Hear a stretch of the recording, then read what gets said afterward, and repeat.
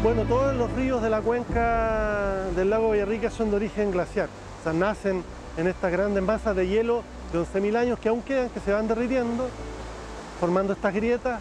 Y, por ejemplo, uno de los ríos importantes que precisamente nace en el glaciar Voipir es el río que lleva su nombre, que es el río Voipir, que finalmente desemboca en el río Tolten. También hay otros ríos menores que van formando esta gran red hídrica que finalmente es la que abastece agua al lago Villarrica. Bueno, estamos en el río Trancura de la comuna de Pucón. Es el río de origen glaciar que aporta el 90% del agua superficial que llega al lago. Por lo tanto, indudablemente que esta es una de las principales fuentes por donde ingresan los nitratos y fosfatos al lago, que son los principales contaminantes. Este río es un río muy importante que nace en la comuna de Curarrehue y indudablemente que atraviesa también la comuna de Pucón y finalmente desagua en el lago Villarrica. En las riberas pueden verse aún los vestigios del paso glaciar y esto se puede verse en las rocas, que son bastante lisas porque el hielo las fue puliendo y de esa manera las moldeó de esa forma. El glaciar pasó hace más o menos 11.000 años atrás, fue retrocediendo hasta formar el lago Villarrica y ese glaciar siguió subiendo hacia la comuna de Curarrehue y también obviamente al volcán Villarrica. Este hielo de 11.000 años de origen glaciar aún puede verse sobre los 2.000 metros aproximadamente en el volcán Villarrica, principalmente por el costado o por el lado de Huincacara, Pinohuachi.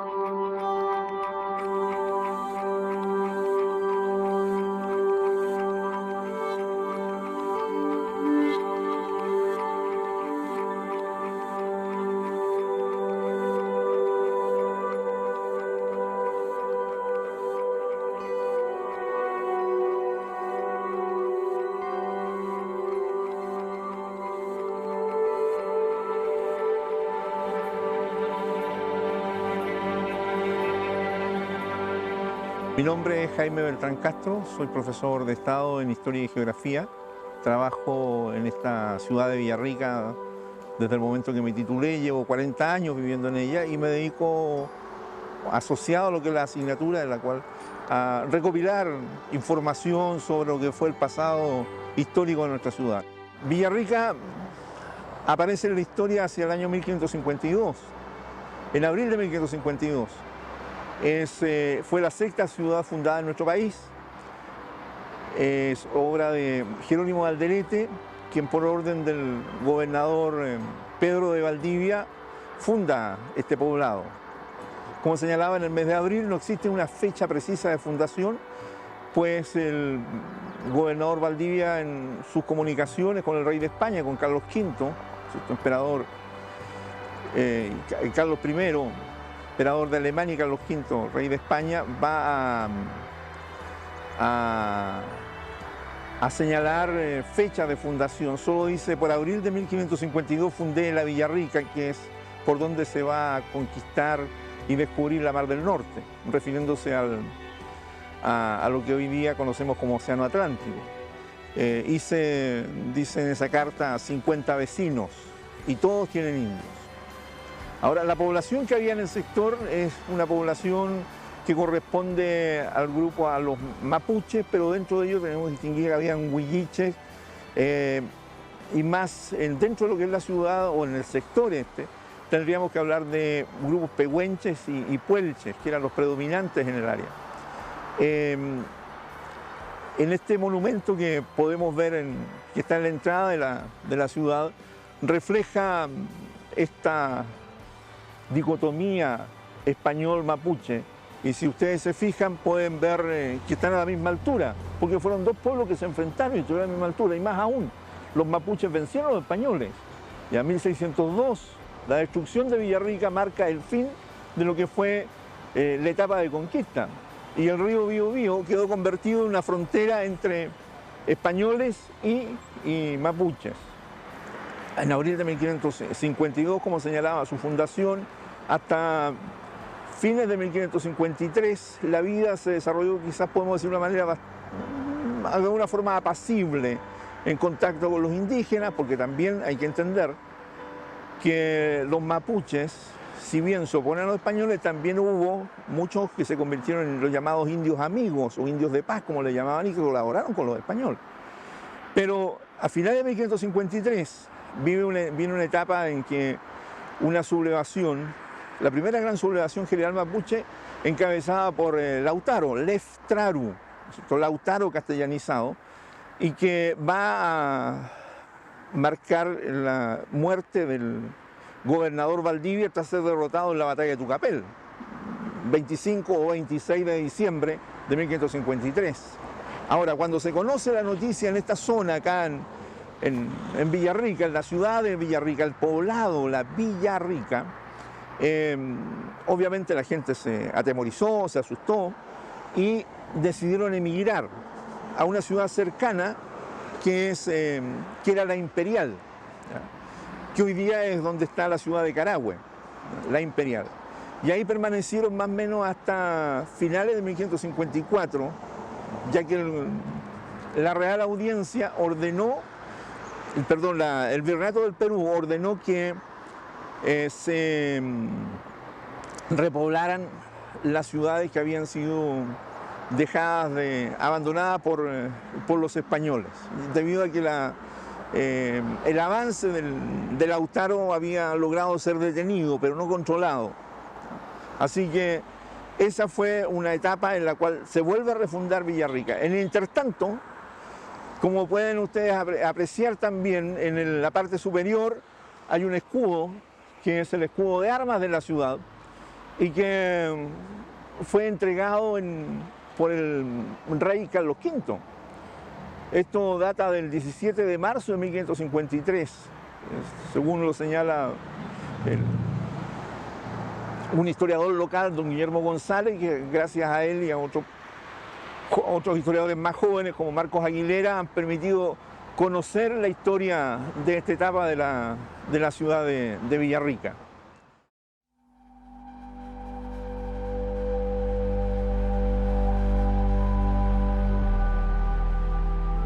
El lago Villarrica, nombre dado por los españoles, producto del nombre asignado a lo que es la ciudad, originariamente en Mapuzungún se denomina Mayo Lafquén o Mayo Huelafquén. Lafquén, lago o mar, Mayo, greda o lugar con greda o lugar gredoso.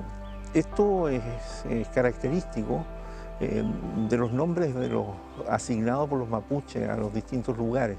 La toponimia es muy rica en el sentido de que con una o dos palabras describen un lugar determinado. Y aquí nosotros podemos encontrar, por ejemplo, en lo que era la antigua playa El Pescadito, hoy día ocupada por la Costanera, cuando uno entra a las aguas camina por arcillas.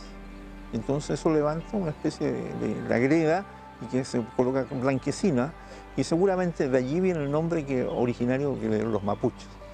Ahora, el lago como tal es un lago de origen morrénico, glacial, hace más o menos unos 12.000 años a 11.000 años a la fecha. En el periodo, este último millón de años, han habido 4 grandes glaciaciones y 4 periodos interglaciales. La última gran glaciación habría ocurrido más o menos entre el 30.000 al 15.000 antes de Cristo. Posteriormente, el clima fue mejorando y eso permitió que las morrenas, el material morrénico que arrastrado, ¿no es cierto?, por los glaciares, represara las aguas que se fueron derritiendo, o mejor dicho, los hielos que se fueron derritiendo, de modo tal que dio origen a lo que es un lago y que son los lagos de toda la región sur de nuestro país.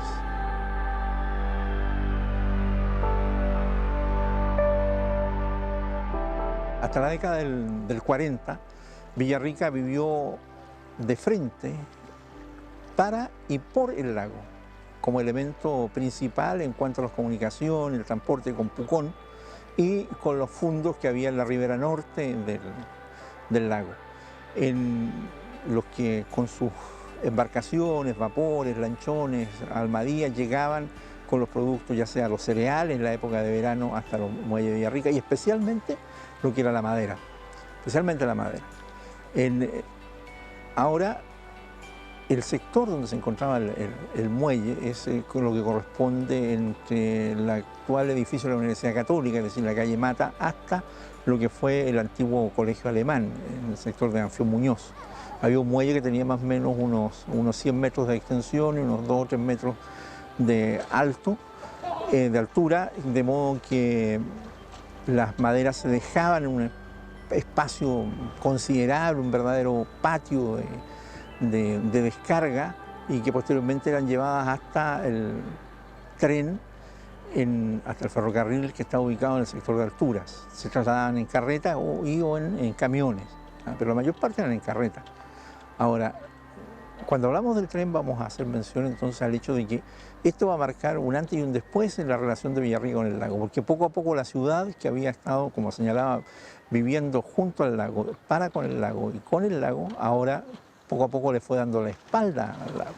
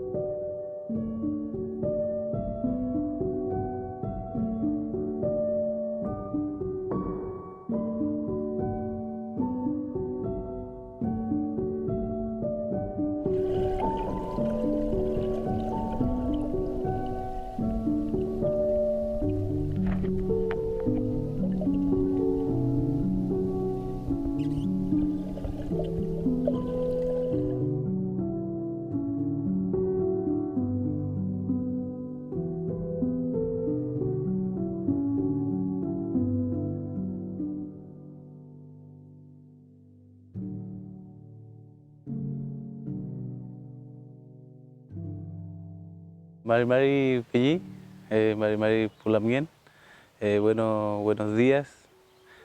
Nos recibe un sol muy bonito hoy día, es un día muy hermoso. Le voy a comentar un poco lo que es el Wampo. Hace miles de años el pueblo mapuche construyó una embarcación y a esa embarcación le denominó Wampo.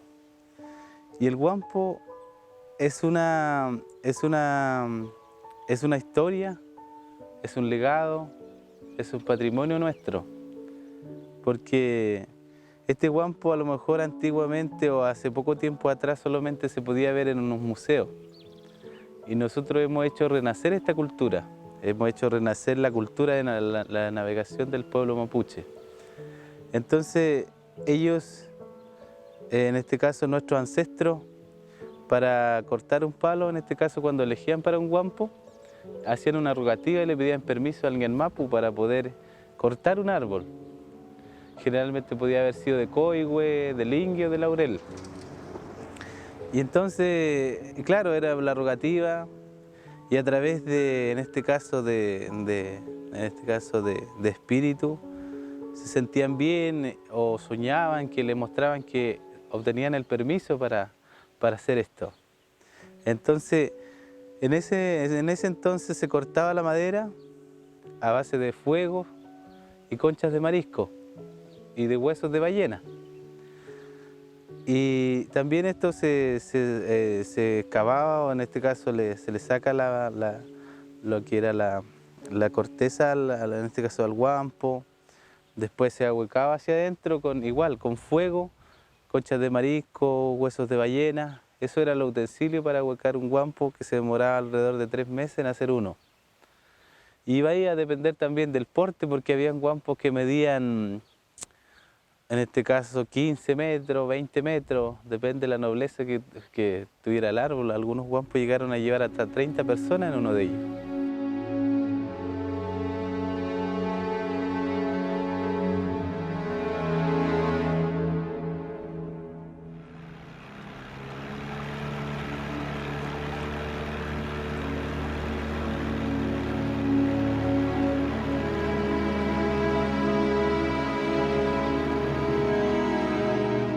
Antiguamente habían varias embarcaciones.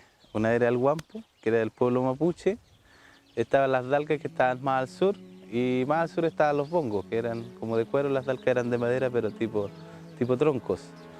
Pero más o menos en todo lo que abarcaba lo que era la cultura mapuche, desde la 8ª región hacia el sur. Estas eran las embarcaciones más fuertes que habían, porque podían soportar que las rocas las golpearan y no les pasaba nada por su dureza, porque estos pesan 300 kilos o 250 puede pesar uno. Y antes las maderas eran más duras todavía, así que eran como piedra. Incluso en Lumaco, Purén, todos esos lados, habían grandes pantanos, decían. Cuando se sabe que los bosques secan todo, cuando son bosques introducidos. Entonces estos bosques secaron todos estos pantanos, pero antes que no hubiera esos bosques hubiera todo un tema de naturaleza, árboles nativos. Existían estos grandes pantanos donde se refugiaba nuestra gente, y pasaban en Huampo.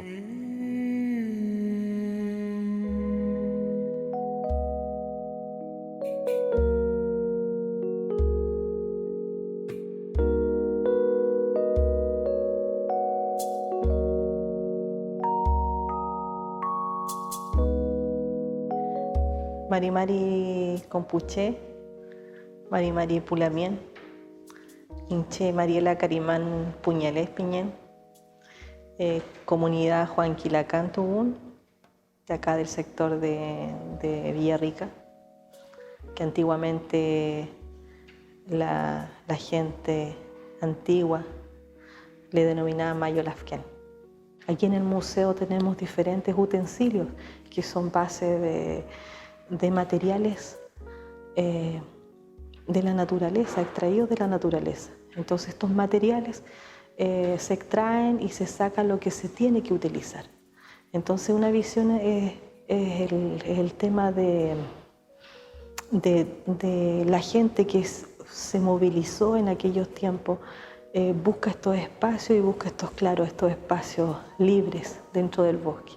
Y uno de los espacios libres del bosque se dice de que estaban aquí a la orilla del lago Mayolafquén, en donde tenían la posibilidad de la caza, de tener el agua, que en ese tiempo era un agua saludable, natural, libre de contaminación, y un espacio también desde un plano de cuidado, en donde había una delimitación con el río.